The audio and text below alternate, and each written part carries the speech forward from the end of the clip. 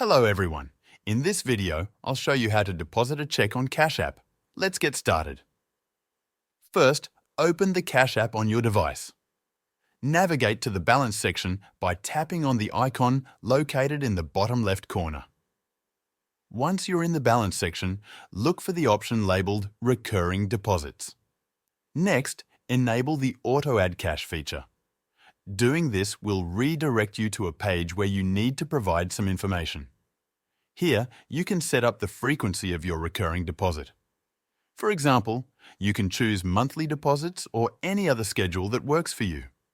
You will also have the option to specify the exact date of the month for the deposit to occur, such as the beginning of the month.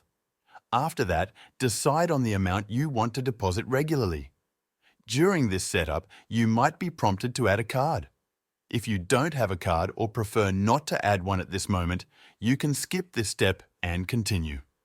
Thank you for watching. I will see you in the next video.